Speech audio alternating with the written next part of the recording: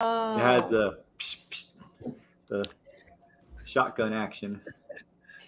We are live, everyone. Hello, Okay. welcome to AMA Ask Me Anything. Here we all are, all the money mentors. We're laughing because we don't know how to push buttons. We know how to point at each other. Oh, I don't. Oh, there we go.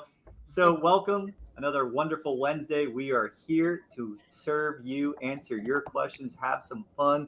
And if it is something you want to partake in, you can have a happy hour drink. There's nothing other than water in here, but I'm sure Joe might have a beer. Maybe Hannah, somebody might have a beer. And if you do, enjoy it. Or me. Let's go around and let's start with Shauna over there studying to be a life insurance licensed person. I just wrote to someone last night. I'm like, hey, if you would have asked me 3 years ago if I'd have a life insurance license, much less 47 of them, I would have said, you could punch me in the nose. Why would I do that? That's an awful idea. And then I learned the truth and I had to eat my words. And here I am with all these wonderful people. So yes, it's a lot of studying, a lot, which I feel like I don't have enough time to study, on nights and weekends. I feel like I don't really get there, but it's been great learning that side of things too, on top of everything else that I've been a part of. So I'm here, also got my water.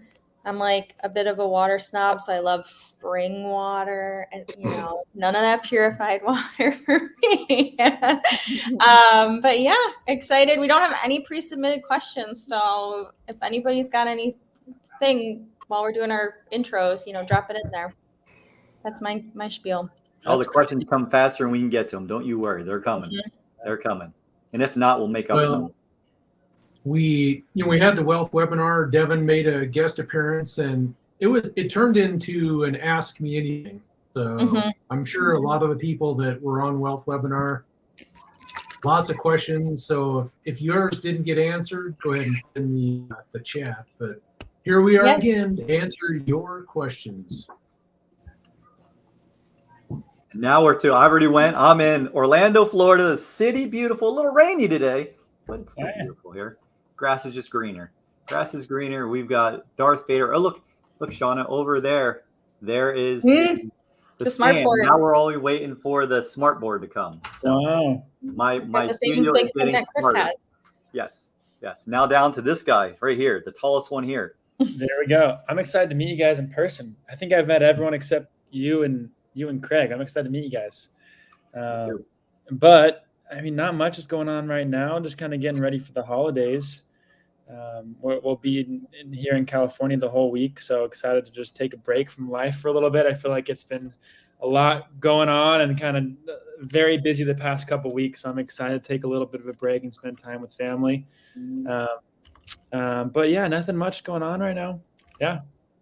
No, that's fun. I feel that, Carson. I've been going for like the last 3 weeks. So 2 weeks ago, Pops and I were out at the Ohio RIA, and that was fun. Dad sprung it up on me the day before the event. Dad says, hey, Hannah, just FYI, I'm going to meet you there a day later because I'm going to go out to Denver, and I have a group of West Point graduates that I'm going to be speaking to. So I need you to cover this speaking at the Ohio RIA. And I said, okay, Dad, I got it. I love speaking, but thanks for the heads up, 24 hours in advance.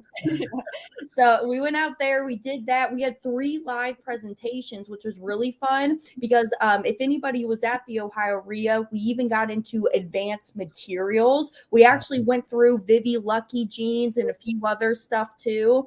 And then the weekend after that, last weekend, my best girlfriend, she got married over in Clearwater. So, and that's why my voice is a little raspy. Apparently, I had way too much fun. I was hooting and hollering it up, and I lost my voice that weekend. So we're in recovery mode, and we've been talking to folks, getting some podcasts recorded. So just back on the grind. And next week, we'll be down in Dallas for the Thanksgiving week. So that's where my family's from. But happy to be here. So what are you up to, Joe?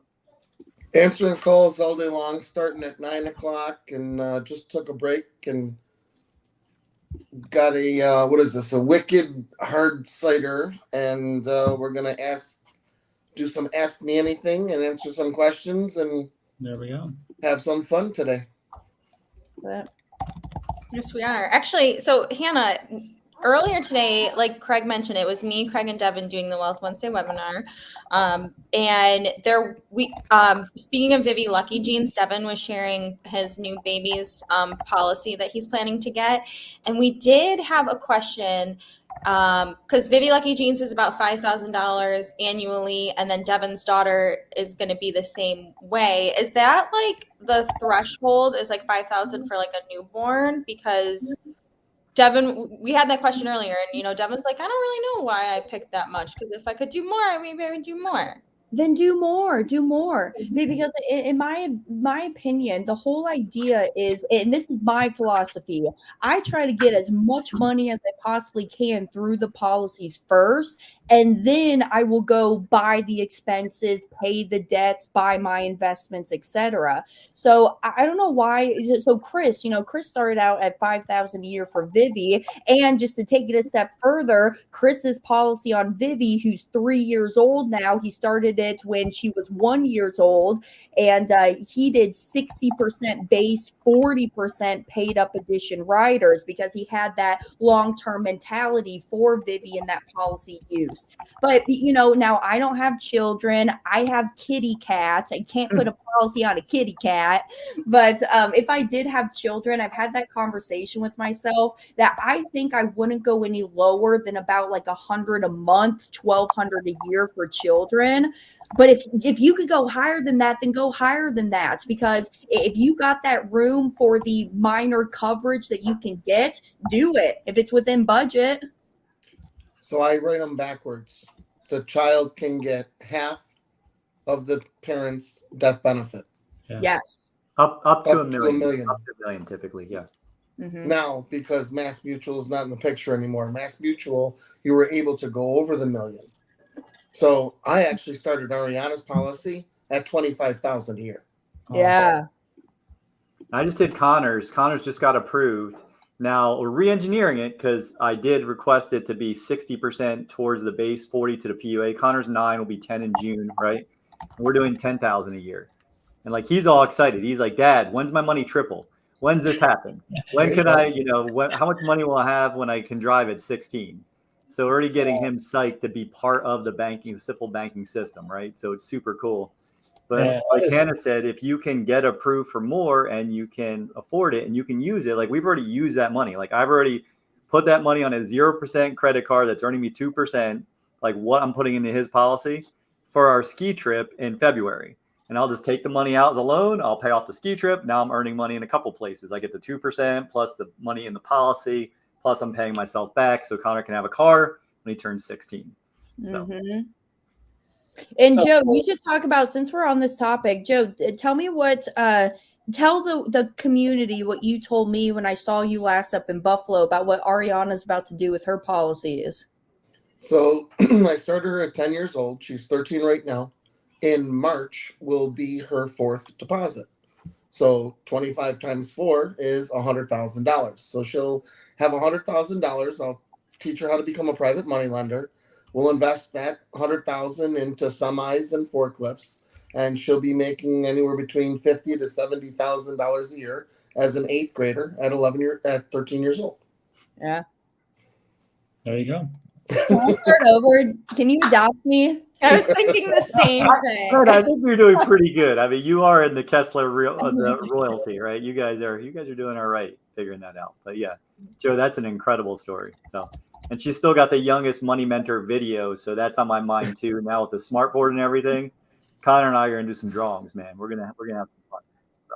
Yeah. Hey, so there is one question in the chat. Is it okay if I read this one from Hilda? Yes. Yeah, please. So Hilda's asking a question I had from the meeting earlier, assuming that's Wealth Wednesday webinar. And FYI, y'all, every single Wednesday, 1:00 Eastern time, if you hop on to those Wealth Wednesday webinars, Shauna, tell us in a second here how people can join it. But every Wednesday at 1:00, Chris Naugle will go live, or other folks on the team, and we just get into different money strategies. Maybe it's not even infinite banking that day, it's other things. And so just real quick before we get into this question, Shauna, how do people join that? Yeah, it's a Zoom webinar. So I will put the link in the chat, but it's Money School REI and then It might be free. I will figure out the exact link and I'll put it in the chat, but it's a Zoom webinar. So it's on Zoom. So you have to use the Zoom platform. But it's really awesome. We get about 150 to 200 people on every week. Today and every week, there's a lot of new people in there. And then there's people who have been with us for years and years and years. So it's really nice, really welcoming community. And then the recordings that Francis just brought up, the recordings are on Chris's YouTube channel. In YouTube, there's these things called playlists. Mm-hmm. And it's basically just like kind of where we bookmark all the Zoom recordings. So there's a Wealth Wednesday webinar playlist. So you can catch up on like week after week after week. So you could absolutely go back right now and go travel through time through Wealth Wednesday webinars. Good. But Hilda's question, I'll put the other link up there. Yeah. So Hilda's asking about how can I use IBC as retirement income so that I can travel when I reach that age? I have my own thoughts, but I don't know if y'all want to take your comments and thoughts first. Yeah, well, I mean, this is something I think about a lot because my retirement strategy is wrapped up in what we're doing with our infinite banking, right? Like I played hey, I'm going to put all my money as much as I can in my 401k every year, when I was working in recruiting. And every year, I get a match, I get all this cool stuff. My money's going up, my money's going down. And I'm just hoping that I'll have enough. And I have no idea how long I'm going to live. I have no idea how much money I'll actually have. I don't have any idea how much the government's going to take from me. But I hope it works out. That was my plan for like 12 years of my life. And so now my plan is like, okay, we're putting, X amount about it. We're going to have about $100,000 a year in premiums going into our policies, into our 4 policies. And then from there, over 10 years, that'll give, X amount, about $1 million in cash value. Can I take that and leverage it? What Chris is creating, the team's created with Private Money Club. And then I can live off the interest. I can have money coming in. I can make $15,000. That way I'm never, yes, you can take out tax-free withdrawals or loans at any time, Hilda, from your policy. So that's a strategy people talk about. They call it LIRP, life insurance retirement planning. But I really like that I can keep putting my money to work, keep working with people where everyone thrives. And now my money's working. I put it to work. I have money coming in. And then I can do that again and again and again. And there's no end date because I have no idea how long I'll live. Maybe 100, maybe 150 by the time we figure out some new stuff. Who knows? So I think part of this equation, I'm going to ask a question and people can put in the chat the response, but what do you most need in retirement? And it might be a choice between, do you want to have a pile of money accumulated or do you want cash flow? So who wants accumulated money or who wants cash flow? So if we kind of think about those two things, I don't see anybody responding, but let's assume that we're talking about cash flow. Can we start building cash flow right now for building up retirement? Absolutely, right? So if you're using your policy right now, we could be putting the maximum cash from the policy into an investment. We could be earning 12 to 15%. Joe was just sharing how his daughter's going to be doing this. We can all do this, and it all becomes retirement income. So great job getting some interaction, Craig. Look at all the cash flow folks. We got Justin, Anna, Terry, Instagram, Freddie, Rivas, Drew, of course, Silda, Tim, Matthew, and Hussein, all wanting cash flow. So another thing that I would like to bring up with at least 90% of our policies, what happens in year 11? Don't we get almost 200% or more cash on cash of our deposit? Isn't that a way to increase our retirement? So Joe, I got a question because a lot of people ask, how long do I have to pay my premiums? Because if I'm going into retirement, I don't want to have to pay my premiums. So Craig, so what do we do? If I came to your house tomorrow and you handed me $100 bill and I handed you $200 back, would you want me to come back the next day? I'm going to need you to do that so I can really experience it. But I think so. Well, that's what happens in the policy. Why would you want to stop paying? Or if you live in the Kessler family, you just say, hey, someone in the family, hi, you got some extra cash laying around? I need to pay this $6,000, this $10,000 of premium deposit, but I'm going to give you 15% back. Guess what? To do the math, you just made 85% with someone else's money. That's truly being the bank. Like, take it to a creative step further. Go find someone else's money if you don't want to pay you don't want to work, you're not doing anything. I bet you sitting around with your friends, you get somebody say, I'll give you 15% and I'll give it to you next week. Yeah. Like, they'll take that. I'll give you 10% next week. Wow, 10%? That sounds really good. So Call me, I'll do it. Yeah, see, Joe will do it. But Joe's added up in his head. He's like, wait, I can make 520% if I keep giving this guy 10% every week. Joe, did that not just happen in your head? Ding, ding, ding, ding, ding, ding.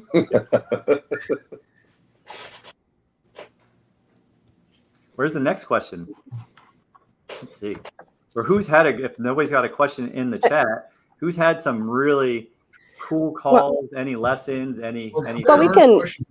Yeah, we got a lot of questions that came through that I think that sparked a lot of people. Hey, Gabby, before we leave this topic, y'all, just real quick, because we're on the topic of like using the policy for retirement income. I agree with everything.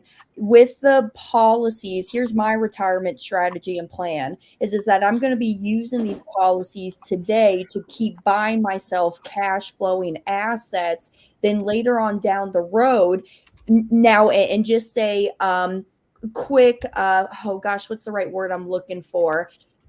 Not disclaimer, but if you wanted to, or a hint or a foreshadowing, if you really ever wanted to, you could totally stop paying premiums after that 10th year of the policy. If you really want to stop paying premiums after year 10, you better call me up and fire me because I did a really bad job teaching you this concept. All right. Because if you're working with us, you want to pay premiums for as long as you can and as much as you can. But I get where the mentality comes from because we're in those retirement stages, and hey, maybe I don't want to keep up with this premium obligation anymore. But later on down the road, you could totally start taking out tax-free withdrawals from the policy, not loans. You could take out withdrawals and start using that money to supplement income and living off of. You can start taking out withdrawals, or you can keep taking out those loans. There's pros and cons to it, but retirement strategy, use the policy today, keep buying ourselves these cash flowing assets. Then later on down the road, we can supplement the income with the cash value that's coming from the policy. Okay, I'm ready to leave this topic. I got one more thing to go forward. Yeah. You don't technically have to take money out of your policy and out of your pocket in year 11. You can take it out of the policy, put it in for the deposit, and it's still not coming out of your pocket. It's just recycling inside your policy. Yeah. So it's not really like you're paying it anymore. The policy could be paying itself.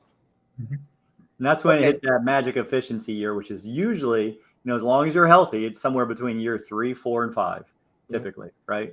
If you've got some health challenges, that's another, we always talk about how the wealthy have more choices. Well, you can go back and retest and get healthier. I've had one guy, I talk about it a lot, but I'm super proud of him. He went from table B within like 6 or 8 months, his second policy, which is a much bigger policy. Now he's standard. Right, like he's improved his health quite a bit, and he's got young kids, so that's what a blessing, right? Health is wealth, so super cool stuff. Really cool story. Hey, Shauna, real quick, in the private chat, I put the wealth webinar replays. If you want to just post that. Oh, There's yes. some questions. Yeah, Mm-hmm. so they all figure out how to post there. Okay, we'll get to chat questions. I know they're kind of piling up. J-Rock says, is there an opportunity to invest in the PMC software? I guess to that, Shauna, we would probably say stay tuned. Yeah, Maybe. We don't have any needs at the moment, but I'm sure that it will come up for sure.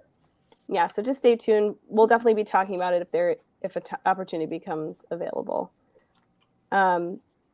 Finance One says, can you guys talk about the semi-truck investment opportunity? Is the initial investment still $50,000 or did it go up? So I will like to preface this with, we will talk. Well, we can answer the question, but Joe and everybody else, I don't want us to go any further. Okay. And if anybody's looking for these types of things to get involved in, definitely head to PMC. There's going to be a lot of stuff available in there. But to answer this question, is the initial investment still $50,000 or did it go up? It is still $50,000. Okay, there you go. Well done, Gabby. Wow. Matthew, do you have to raise the term riders on the loans taken from the policies to be compliant with MEC?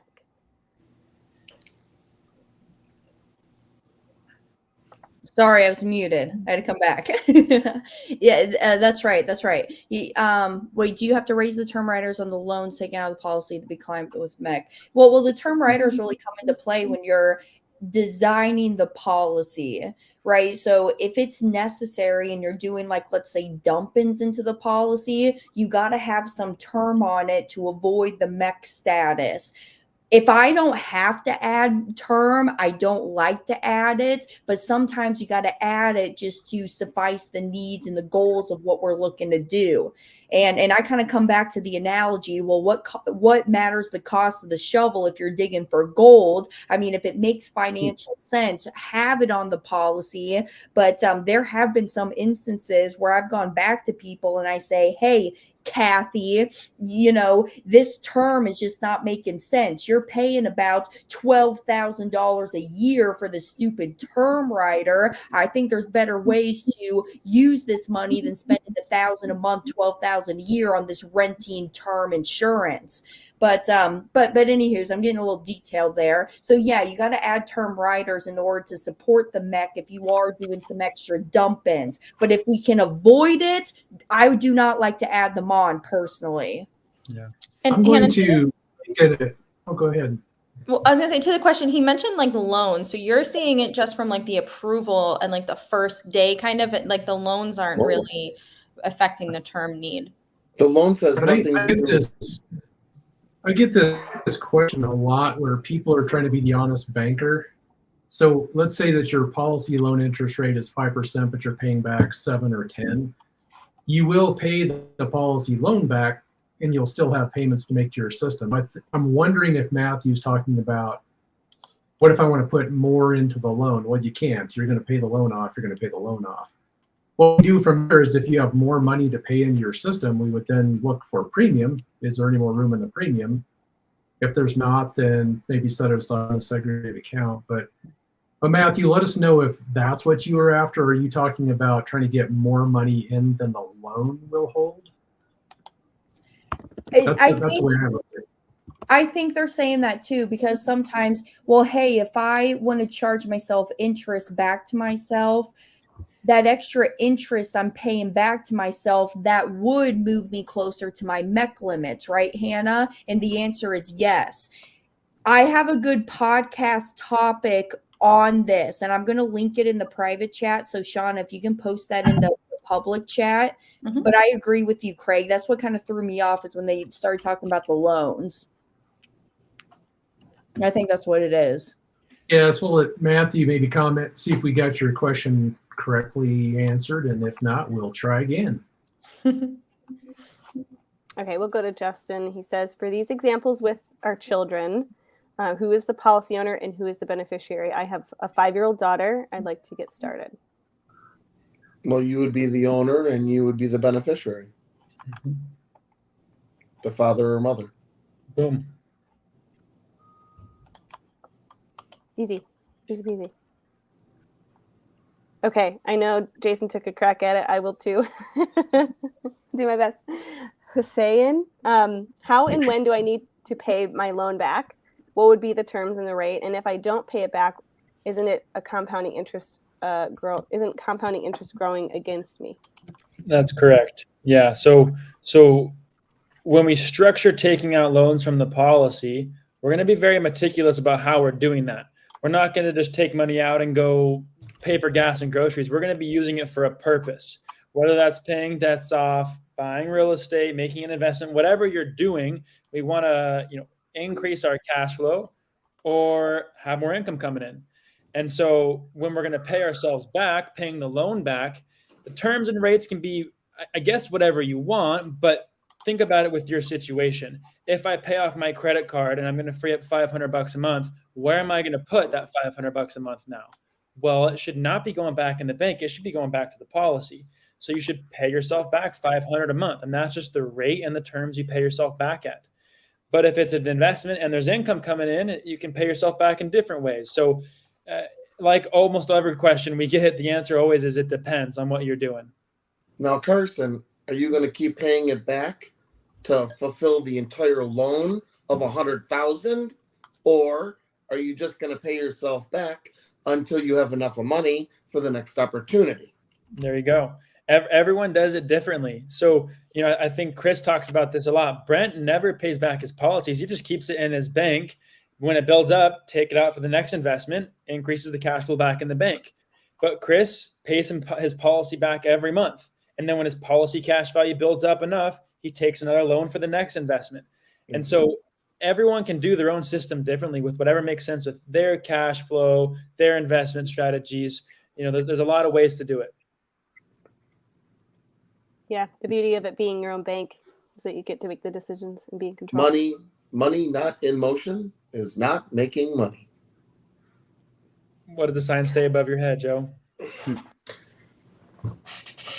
Money never sleeps. If you don't had to find look a at way it. to make money while you sleep, you will work until you die. There you go. Gabby, I was trying not to make fun of him for the same thing. I'm like, why are you looking at it? We all know what it says. We've asked you 10,000 times what it says. I quote it like 4 times a day. Like my buddy Phil has one thing on his wall. Funny. Actually, I have a little celebration. Hilda said she just today stopped matching her 401k. Woohoo!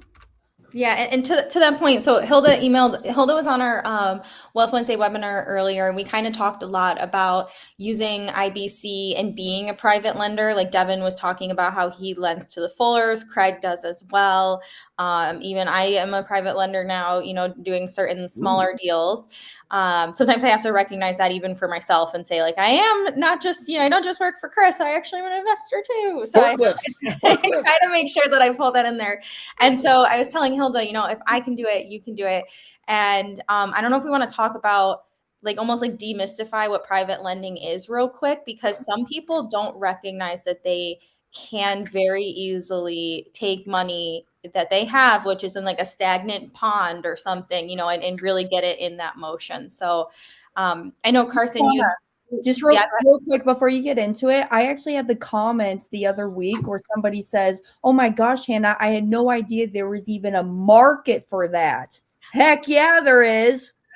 Literally. So sidetrack a little bit is Pace and Jamil, who have their A&E TV show. Their actual TV producer took a meeting with me and Steven and Chris earlier this week, and he just learned what private money even was 4 months ago. So there's so many people who really don't even know what private money is, and they think that you have to go to a bank or you have to do something and you have to make the bank's richer or whatever, but you really could be helping somebody somebody you're building a relationship with, and creating it just, to me, just seems so, it's so community and world changing to actually do business with other people. But I know, Carson, you borrow from Private Money Club and stuff like that. So I don't know if we just want to do a high level, or just a quick rundown of how, I don't want to say how simple it is to be a private money lender, but it really kind of is not that complicated. Yeah. I mean, most of us are doing that from both ends. I mean, maybe I'm the only one borrowing, but I know most of us are lending money out. And like you said, it is pretty easy. I mean, when I've posted a couple deals on Private Money Club where I'm looking for private funds to fund a flip, and I'll get 20 people to message me, just text me or email me saying, "Hey, I'm interested in your deal. What are the terms? Where's the location of the home?" Just kind of going into the details of the property at that point. But there's so many people willing and ready to partner with you, invest with you, learn what you're doing. And Joe's bringing people in here with the semi trucks. We're not going to go into it, but people like that, other businesses and other groups who are always looking for more partners.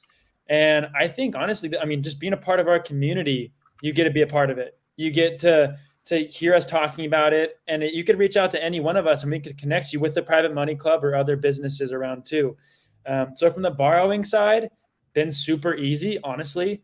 From the lending side, also pretty easy.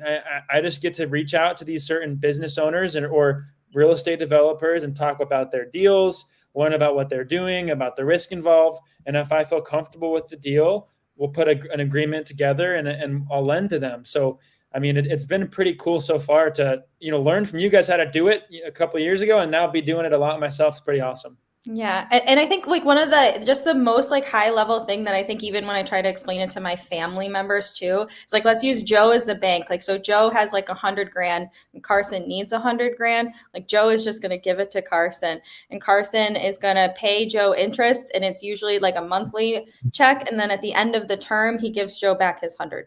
Like that's really, I think like as simple as it is. And they're going to do their due diligence on each other. Yes. Hey, Joe, can you use this? Can you use that, Joe? Was that $1 million bill? $1 million bill. $1 million bill. I'll take it. Yeah, baby. Love it.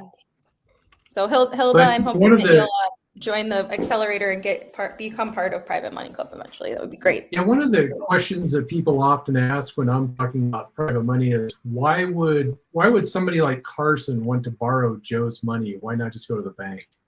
I mean, why would Carson pay Joe 12 to 15% if he can go to the bank and get 8 or 9? That's a good question. I'm not gonna check his credit score. I'm not gonna prove that his DTI is 45%. I'm not gonna find out what he owes. Why? Because I'm going to use the house as collateral, and if he doesn't pay me, I'm gonna take the house back and double my money because he's got to have skin in the game. And if I'm only lending him $100,000, the house after it's done is going to be at least $200,000. So, hey, keep the money so I can take the house and sell it for more. See? So, Joe, how fast can you get money to Carson? How fast can you get money to Carson? The bank just closed, so I'll have to be there at 9 o'clock in the morning. Well, how long does it take Carson to get money from a bank? He'll get it tomorrow by 2 o'clock. No, I mean, if Carson went to the bank to get a loan, how long is it going to take? Well, we have to talk to the underwriters and we have to fill out 100 pieces of paper, and maybe within 45 to 60 days, we'll be able to get your loan to you. So if Jason has a property that he's selling to Carson off market really cheap, if Carson can get the money quickly from you, he can do the deal. Absolutely. It's worth the extra money, 100%.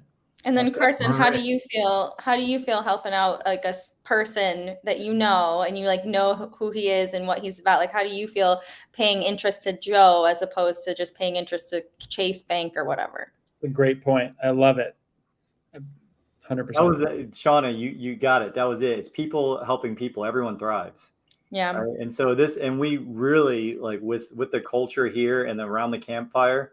That's the best part. Like I always count, like I sent over the thing to Gabby the other day, right? Just saying like, how blessed are we to end up on the call? Like I didn't know you guys over a year ago, any of you, right? But when you come here and you start learning people's hearts and then you see everyone that's in the actual campfire, everyone that shows up week in and week out. Yes, we want to help each other.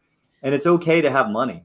Like we should all be saying, hey, I love money and money loves me. Just say it. Like invite it to your family. You have to respect money, right? Like I had the one time where I actually, I'm Catholic and, I was a 2-time a year, not to go all religious, but I was a 2-time a year Christmas and Easter guy for a long, long time. Right. And we go to church, every other Sunday or so, and sometimes more. Finally, there was a father there. I'm like, oh my God, this is the most practical priest I've ever heard. I just love what he was talking about. And one of the things he says, like, hey, you got to follow the first 2 commandments. First, you got to love God with all your heart, mind, and soul. And then you got to love your neighbor like thyself. But that implies that you love yourself. So like if we can work with each other and we can love on each other and we can all have more fun together, like we're not all meant to just work. Let's go create something. Let's go be magic, right? So that what you said, Sean, is like my favorite part about the whole community. Like I never want to go to, I will use banks, because I do have money locked up in my rafters, and I will be talking to Joe in 3 months from now, 4 months from now, to go through the process again where I got denied after 10 days of being with the bank last year. so we won't work with that guy. But anyhow, the whole point is, yes, you get away from having people tell you no. You can't do that, right? But you I can think decide. the Fullers, specifically Rob and Nicole Fuller, they had mentioned to me about, they run a really solid business. They've got like really good plans. They can get millions and millions of dollars from from traditional banks or whatever it is, different equity groups. And they had done that for years. And they said like, those people don't say thank you when you're paying back your bill. Even just for the people who like Rob and Nicole Fuller borrowing from people, and just the way that they can see that their business grows for their mission that they're trying to do with their own business, but then they're also making so many people's lives like impacted on the back end, has been like a game changer for them as well. So it's really, really cool to be a part of. I always say thank you to them. Actually, I do want to bring up one point because there's a couple of people who've mentioned. I'll put up Sharon's because she's one of them. She said, "I have family members that would rather pay the bank than me." Yeah. And what I have to say to this is that with time that will come, but also I think that's what makes our community so special. Is that, I mean, even the experience that we were all just at, it was. It's I call it the family reunion because it's like it's a community of people who aren't just like in business with each other. We care about each other. So I guess in a sense you get to choose your family when it comes to even private lending. It doesn't have to be all business. You really care about these people and you start to learn about them and understand them better. And then in a way you sort of become family. And I think that's what's so cool about this is that it doesn't matter if your family doesn't believe in you or doesn't see what you see. There's people out there who will, and us being the only one of them that I know in this space. So, and I know Jason always talks about boundaries a little bit too. And sometimes there is a boundary line where it is hard to do business with family members.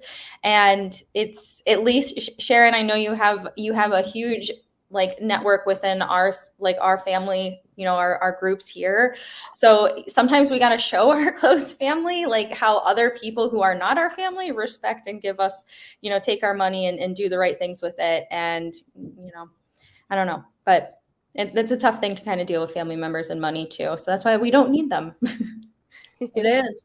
And people don't respect it sometimes because they're your family members. Oh, you're just my spouse or my daughter or my cousin. Y'all, I'll tell you right now, I'm about to close on a property on the 28th of November, and I got to take a loan out from the Bank of Dad. Yeah, the Bank of Dad charges me a family discount, which is 13% interest. All right. Hey, honey, I love you, but it's just business. Because at the end of it, hey, Hannah, I have built up this wealth. I'm here to help you during your lifetime, but also I'm going to scratch your back. You're going to scratch my back. So at the time of my passing, how Dad has it set up is between myself and my two other brothers. Whoever's paid Dad back with the most amount of interest during his lifetime, they're going to be the ones first in line for the most amount of death benefits. Oh, that's fun. Later on down the road, you will get this when I'm no longer here on this planet anymore. Because anyways, I was talking with a gentleman earlier today, and he says that he lends out a lot of money to his friends and his family, but it's 0% interest. And I'm just like, y'all, why are you doing that? You're going out there, you're working for your money, and you're just giving it away to your friends and your family. They don't care about it. Can I have his number? What'd you say? I need to get his number, please. Yeah, straight up. Yeah, I'll say I have one last comment on that. I think this is kind of funny. I've been with Chris for 6 years now, right? Something like that. Mm-hmm. And my husband, the whole time, we share the same office. I could say this because he's not in his office right now. He's not allowed to be here. But he finally came with me and actually attended a lot of the meetings that we had at the experience. And now after that, he's like, when can I invest? He's like, I'll have X amount of dollars to get my own policy this time. And I'm like, okay, I've been telling you this for 6 years. You heard me on so many phone calls. It's not even funny. And now you go to the experience, you have like one session hearing, I think it was Brent. I think Brent talked about it. And he's like, sold. And I was like, what the heck? Okay. So family just is that way. Yeah. I'm happy for him, but I'm like, oh, yeah. That's awesome. Yeah, but Gabby, you have to remember, the saying that a prophet is not regarded in his own town or city. So Yeah, I was looking for that Family. quote. Thank you, Craig. I was looking for that. that's perfect. I mean, right out of the good book. yeah, exactly. So we all deal with it, even people on this team, like every day. So My mom still doesn't have a policy, so she still won't do it. So. It's okay. My aunt and uncle that I've been working on for 5+ years now. Aunt Sandy, if you're listening to me right now, we're gonna get on your butt. I get it. see, Now, yeah, my you're not mom- alone, Sharon. I don't get it. That's so confusing to me. I know. This is one of the funny things about people saying, hey, when I get older, I don't want to pay my premiums. My mom is 80 years old and she's still paying premium. Yeah. 80 years old, still making her premium payments. That's awesome. No excuses. Come on. That's awesome. That is awesome. The rest of the family, no, they don't want to hear about it. That's my sister for me. She's my one who understands. Okay, sorry, we've neglected a lot of questions, but that was important, I thought. Okay, Rebecca says, is it better to pay off collections debt first or start IBC first? That's an interesting question. Mm. Who wants it? Well, I guess it depends on the specs, right? Of that the collections. If the collections aren't in some kind of rate, I mean, I don't think they can get it, right? Isn't that kind of like a red flag? If you can go, Craig. Yeah, you can be in collections and still get the policy. It just has to be, there has to be a plan. You know, it can't be an open collection. It has to be a payment plan. And they have to have a plan But if- already in place. If she were to get a policy, then what we do is run the money through the policy to throw at the collection. So the whole concept there is, if you pay off your debts with cash or just, you know, money that's coming into your system, well, that debt will eventually be gone, and so will all of your money. So your alternative is to run that through the policy, take the maximum loans out of the policy, throw it at the debt, and then once that debt's gone, pay that back into your policy. So it really comes down to, do you want to recapture or not? And so that, you know, that's really where we'd have to make the decision. Now, if you don't have the money to put into the policy, then you might need to pay the collection off first so that you can have savings to run through the policy. Yeah, because what Craig is saying is the first thing we teach you, Rebecca, is where does your surplus money go first, right? So we're only changing one thing. So if there's not surplus and you're paying the collections off first to free up the free cash flow to put into your policy, that's kind of the balance there, right? I've talked to some folks, Yeah. I mean, a lot of calls. We have thousands of calls as a team per year, right? Tens of thousands probably as a team. And I think that's the number one problem in America. Like, I know it's the number one problem in America is debt first, right? And a lot of times what people, they think, they have a good idea, like, hey, I need to save and then I need to invest my money. So I talk to people, oh, I have this Robinhood account. Oh, I have this crypto account. Oh, I have this. And they have all these little bits of money and all these things, hoping that something's going to work out. Then when you talk to some people, you know, I talked to a guy yesterday, a business owner, a successful guy, but he had a couple loans. And I was just like, well, that's $20,000. It's $670 a month. If you did a hard money lending situation, private money club at 12% for $50,000, it's $6,000 a year or $500 a month, right? So for $20,000, you have two of those. That's $1,200+ per month of guaranteed money that's leaving your family circle, your wheel of wealth.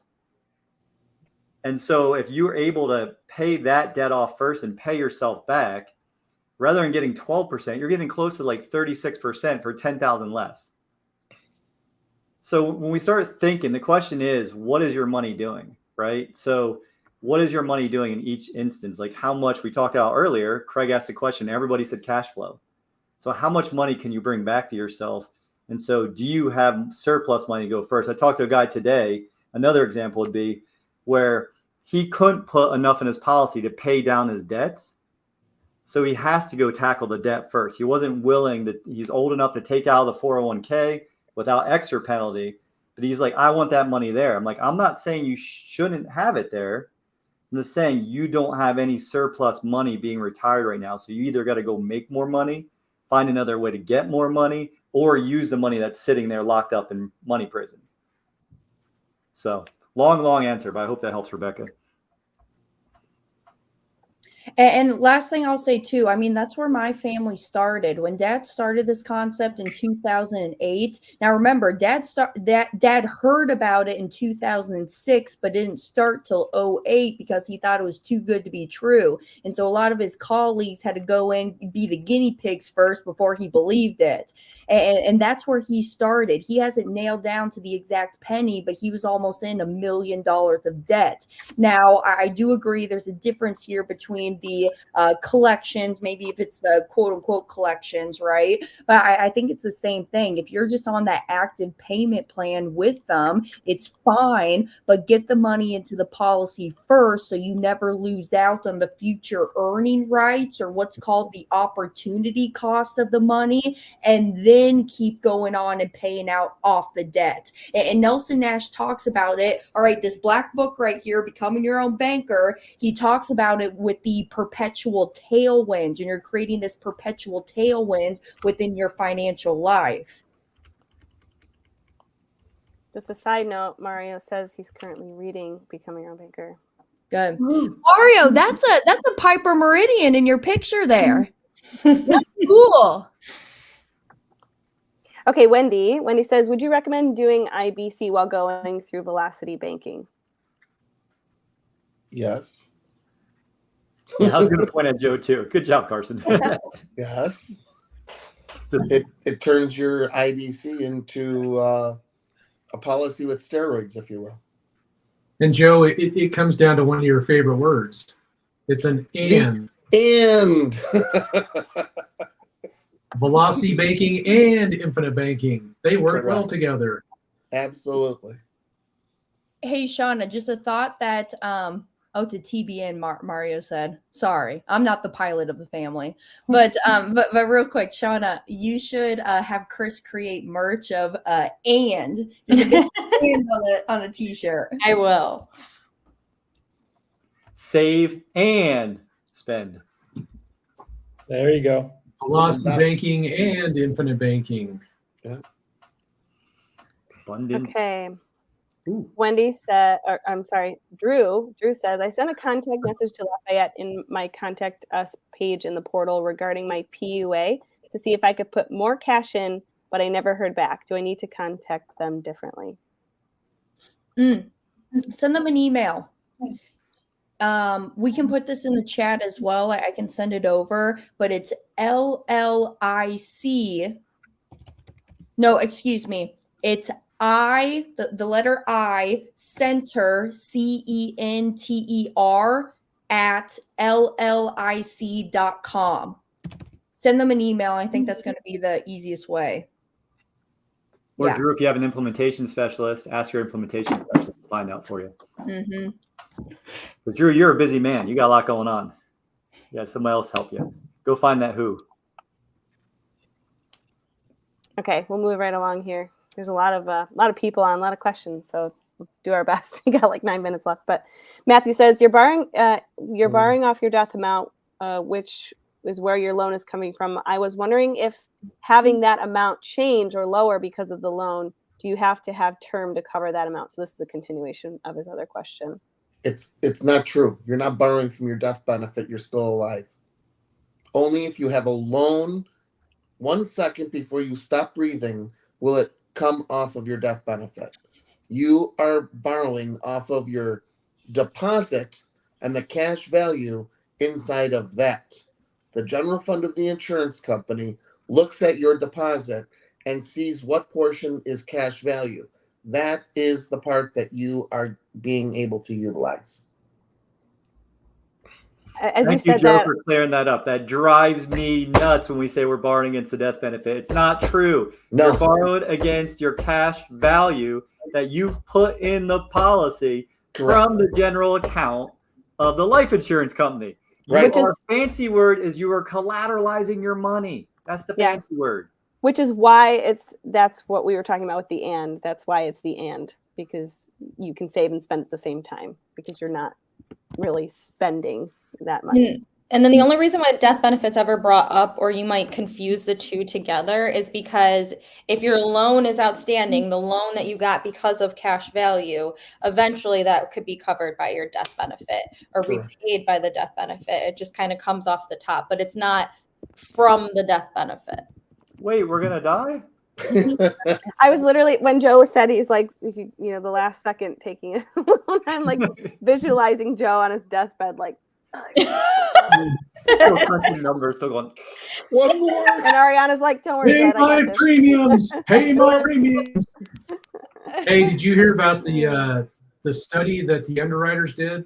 They studied out of 1,000 people born, 1,000 people will die. Oh, bummer. Bummer. It's How long did that unavoidable. study go on? I don't know. It was a while. Oh gosh. All right, what else we have? I'm sorry, I gotta absorb that dad joke totally. I lost my place. Okay, here we Which go. makes your husband jealous, by the way, because his dad jokes aren't funny, but Craig's are. Apparently. I know. I don't laugh at my husband. My husband's father can say the same joke, and I'll laugh so hard. He gets so mad. Oh, so funny. Anna says, "Can I pay my mortgage with the loans? I have been paying to the principal with my surplus." I'm not a big fan of it. I'm trying to figure out how. Let's do a game of what Well, else could I do? So, I What mean, could I do? the first thing, what happens when you overpay your mortgage? When you make a payment into your mortgage, and let's say in 2 months you put a couple $1,000s in, all of a sudden you need a couple $1,000s back. So let's pretend that Carson, my banker, I call him, "Hey Carson, remember that $2,000 I prepaid my mortgage with? Can I have like 1,500 back?" Nope. He's gonna laugh at me. However, there are some other tools you could use, you know, with a first lien HELOC, with the one pot system. But I don't know. I'm just not a big fan of paying down a mortgage with the policy. I have a quick answer for this question. So, Okay. if you were to take your money, put it into the policy, you would then be able to take your money out of the policy, put it into an investment. When the investment came in with interest, you would be able to take that interest and put it to the mortgage. I'm okay with doing it that way, but just by putting the money into the policy, taking it out of the policy and putting it to the mortgage, not so good. Yeah, then you can't make any additional like cash flow that we were talking about earlier. So use the money for something that's going to make you more surplus, and then just keep doing what you're doing. Yeah, and 'cause like then- if you're trying, because if you have, like, say it's $140,000 and your mortgage is $1,000, you could go out and lend that out and make $1,400, and you have $400 surplus. So it's always a question of what is the money doing? What is the money doing, folks? Just write it down. It's pretty simple.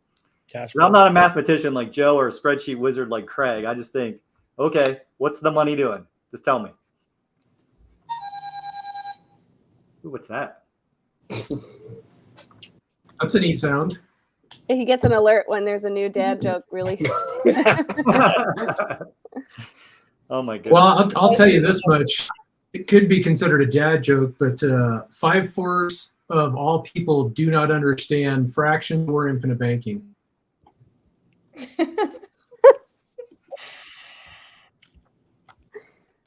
5/4? Yeah, 5/4 of people do not understand fractions or infinite I banking. think so. Craig is one of the fourths of the 5/4. I think he's more of an 8. Oh, good. Boy, are Okay. we're really running down the mathematics rabbit hole. We had 3 minutes. Can we rapid fire? Rapid As fire. rapid as we can. We're not rapid anything today. No. Big E Burris says, "I have an IBC loan for $50,000 at 5% and room to add PUAs of $25,000 at Guardian. If I have $50,000 lump sum, is it better to apply the funds to the loan or split the $25,000 loan payment and $25,000 PUA payment?" Run the math. Yeah. You got to run the math. How old is your policy? Have you reached the efficiency point already? When you pay that down, that 5%, I mean, that brings it down from $2,500 to $1,250, right? for the outstanding piece of the loan. Just run the math. Find someone that knows how to do spreadsheets and run the math. Craig, Who do we know? Craig, I don't know anyone like that. I'm waiting till he builds one that's like, dummy proof. It's coming. It's coming. We're getting there. Okay, Jay, isn't there a max death benefit on a person based on their net worth? What if we hit that limit with my current policies? He has standard whole life policies. I think Hannah knows a quote on this from R. Nelson Nash. You remember the quote, Hannah? I don't know the quote, but I got the answer. Right now. I'm saying good job. I have the quote. Let me find it for you. But you just expand. And here's here I got two topics, and I'll throw it to you, Jason. Is that when you get to that point where, let's say that you got 20 million of death benefit on your body, and then you try to come back requesting another policy, an additional 2 million.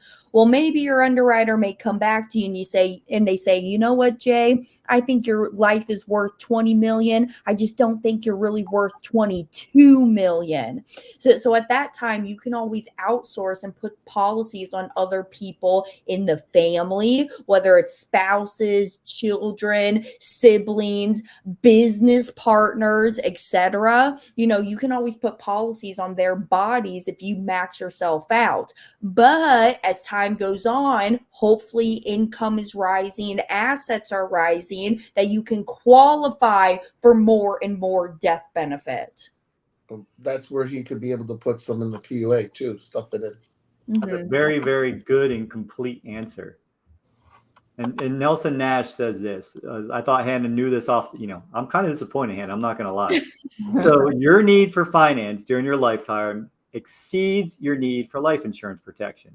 If you solve your need for finance through life insurance cash values, you will end up with so much life insurance, you can't get it past the underwriters. You will have to insure every person in which you have an insurable interest. Hannah, how many policies? I mean, Brent started $984,000 in debt 14 years ago. How many policies does he have today? Yeah, he's going on with 28. He's about to sign off on mom's policy coming up here soon that she just got approved for. So Jay, we're only limited by our creativity, right? So like you can have policies up to your max death benefit today, and then we can go and say, okay, well, who else is insurable interest? And then as you're adding more value, like Hannah said, all right. You know what's funny though? My mind didn't go to that, but I said that quote 2 times today. It's in a presentation I do every day at 3. So come join me some, except tomorrow. Tomorrow I'm canceling because I'm getting an upgrade, as you guys know, to my breathing apparatus. So that's gonna be fun. Okay. Well, I know there's a ton more questions, but we are over time, and I'm hungry. Luckily for all of you, we'll be here next week, same time, same place. So definitely join us. If you're on YouTube, like and subscribe, please. And any last thoughts from anybody? Just Hilda and Anna, they're the type of people who they have like no debt, no credit card debt and all this stuff, and they're not seeing how IBC is valuable for them. It's all about that cash flow that we were talking about earlier. So there's a lot. Stick around because you will find out. If you spend money, you want to pay yourself first. It's that simple. Yeah. Well, and it's where the storage of the money is. Oh my gosh, they just do not teach us about where to store the wealth. We're just taught since day one to go capitalize other people's banks, because let's just talk about it real quick. And this person needs to tune into my podcast channel because I upload every single Tuesday.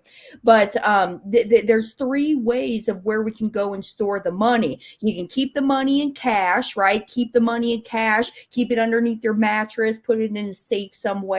You could put it down at the local bank where the bankers are the one who are making profits off of your money, or you can go give it to a financial advisor who thinks they can manage your money better than what you can, right? That's just what we're taught. We're never taught how to control the environment of where we're leaving the money and how we're financing those transactions that we're buying, because you finance every single transaction that you buy. You either give up the interest you could have earned, or you pay the interest to somebody else. Doesn't matter what you're buying, whether it's a plane ticket, a bicycle, a property, whatever it is. So we need to learn more about the banking function in our life and how that truly operates. So stick around, just like Shauna said. Yeah, stick around.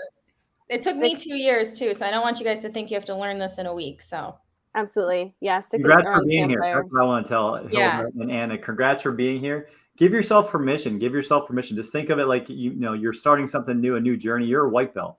You don't know what you don't know. When you start, when it makes sense and the light bulb goes on, it's a cool feeling. Yeah. So stick around with us. Thanks everybody for being here. Chris was here. He'd tell you. Thanks everybody for joining us. We'll see you again next week. Bring all your questions. First come, first serve. So if you want your questions answered, the sooner you're here, the faster it'll get answered. And everybody have a great rest of your week. Thanks for being here. Bye-bye. Bye, guys.